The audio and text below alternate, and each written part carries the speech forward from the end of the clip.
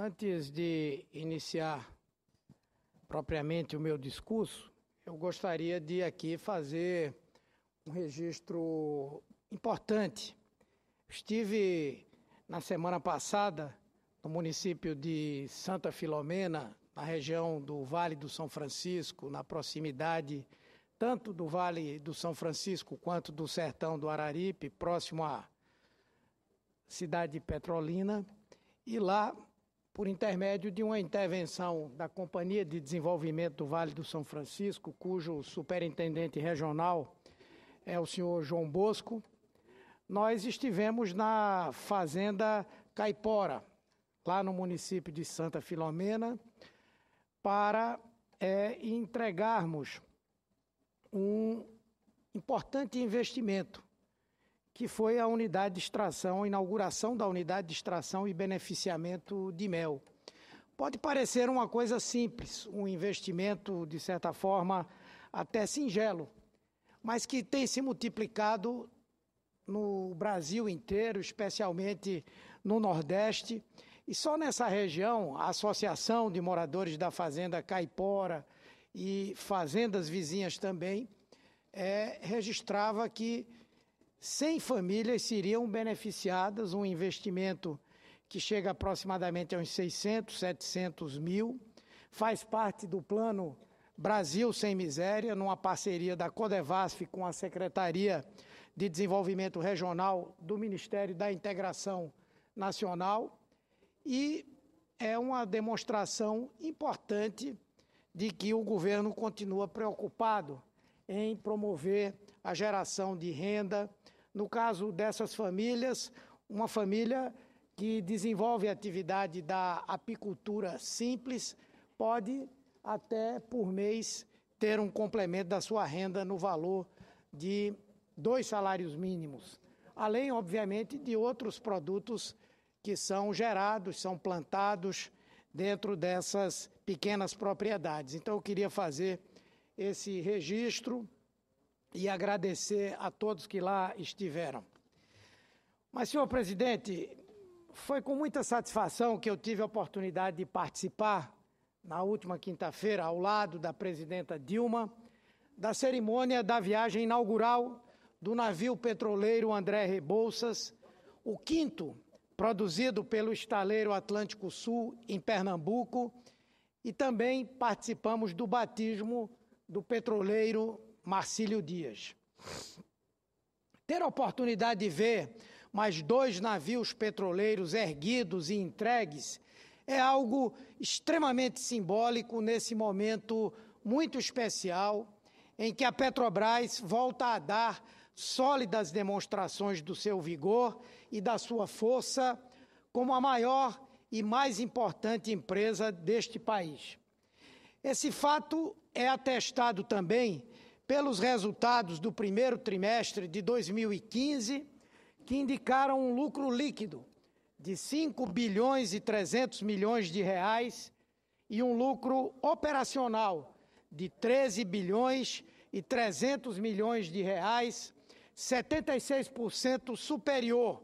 ao primeiro trimestre do ano passado, principalmente devido ao crescimento da produção de petróleo e gás, as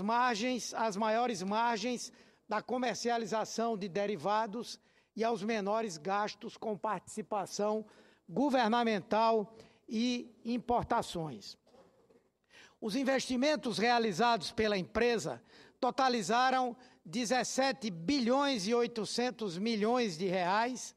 especialmente no segmento de exploração e produção no Brasil, que recebeu 79% desses recursos, com destaque para os projetos de aumento da capacidade produtiva. Aliás, registre-se aqui que, uma vez mais, a Petrobras bateu um novo recorde na produção de barris de petróleo, chegando a 800 mil barris por dia, extraídos nas áreas do pré-sal, nas bacias de Santos e de Campos. A produção de petróleo e gás natural da companhia no Brasil e no exterior cresceu 11% em relação ao primeiro trimestre de 2014, atingindo a média de 2.803.000 barris de óleo por dia, contribuindo para que a Petrobras fechasse esse primeiro trimestre de 2015 com mais de 68 bilhões de reais em caixa. No entanto, a forma como esse tema tem sido tratado pela oposição vai sempre no sentido de ignorar esses fatos e ignorar, acima de tudo, que as mudanças que foram feitas na Petrobras, pela presidenta Dilma, começaram a produzir um processo de superação da crise em que a empresa esteve mergulhada. Estamos hoje, como disse o presidente Bendini, virando uma importante página. De forma que não deixa de ser mesquinha e pequena a postura de alguns que querem diminuir a Petrobras e o Brasil, especialmente quando isso é feito no exterior, diante de potenciais investidores no nosso país. A oposição, em particular o PSDB, tem se especializado nessas críticas seletivas que às vezes beiram o cinismo, ao tentar apagar os rastros dos malfeitos e dos desmandos havidos nos seus 8 anos de governo. Todos os delatores envolvidos nesse escândalo de corrupção, que tem sido exemplarmente enfrentado pelo governo Dilma e pela empresa, são unânimes em dizer que a gênese de todos os problemas está lá no período do governo Fernando Henrique, quando não, até mesmo antes desse período. Então, o ex-presidente, antes de sair por aí distribuindo inverdades, deveria fazer uma profunda reflexão sobre os seus mandatos e sobre os casos jamais explicados e convenientemente engavetados das privatizações, da emenda da reeleição, dos bilhões dados aos bancos e do ato que desobrigou a Petrobras de seguir a lei das licitações. Esses são temas sobre os quais, seguramente, o ex-presidente Fernando Henrique tem grande propriedade para tratar, e deveria tratar com mais frequência do que querer arrastar para a sua rinha política o ex-presidente Lula, figura por quem ele parece ter uma enorme fixação, quando não uma verdadeira obsessão. A capacidade de autocrítica do PSDB, aliás, está no nível do volume morto do Cantareira. Assim como silenciou para o escândalo do metrô de São Paulo e do Mensalão Mineiro,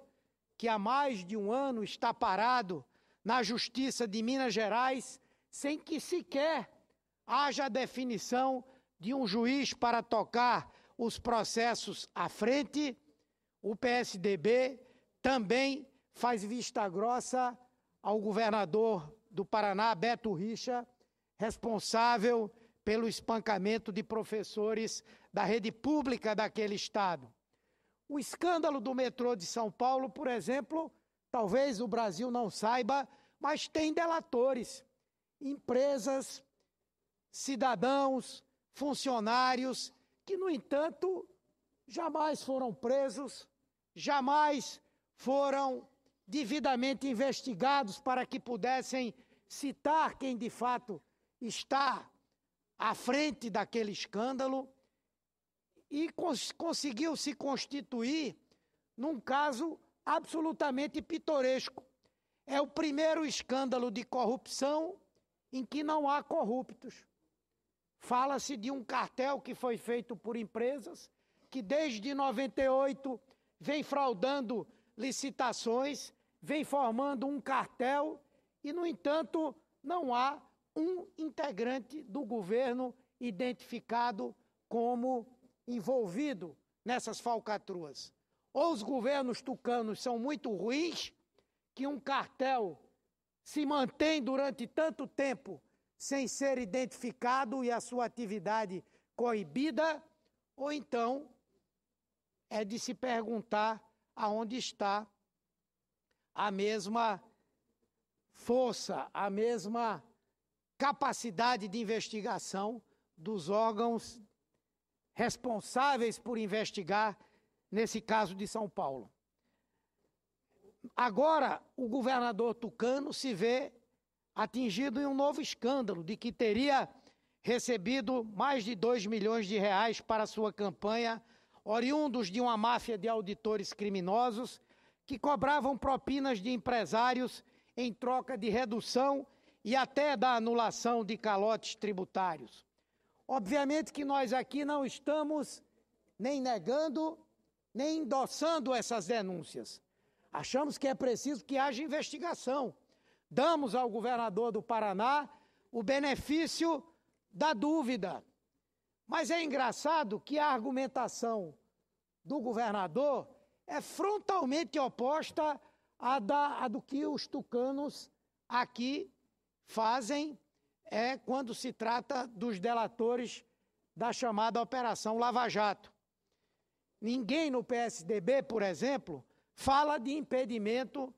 do impeachment do governador Beto Richa,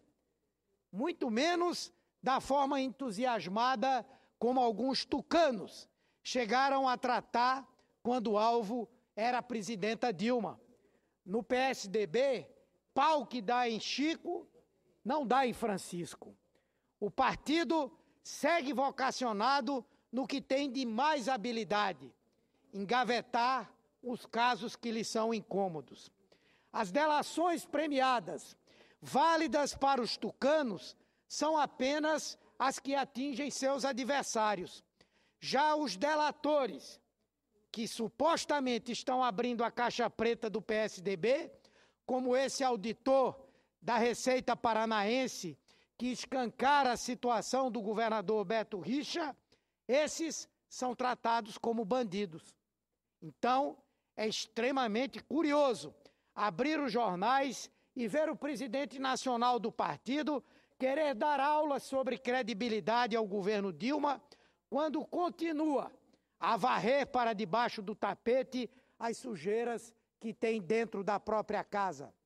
Mas nós não deixaremos cair no esquecimento. Esse debate político será travado por nós em cada canto do país, com todas as cartas sobre a mesa, para que a população tenha conhecimento de tudo o que nós enfrentamos e do que a oposição se esmera em meter nas gavetas. Essa época do silêncio conivente de governos em relação a malfeitos cometidos dentro da administração, felizmente acabou e não voltará mais. Isso sim é o que constrói credibilidade e eleva a popularidade de um governo, atributos, aliás, com os quais o PSDB e o resto da oposição têm pouca ou nenhuma intimidade. Muito obrigado pela tolerância, senhor presidente.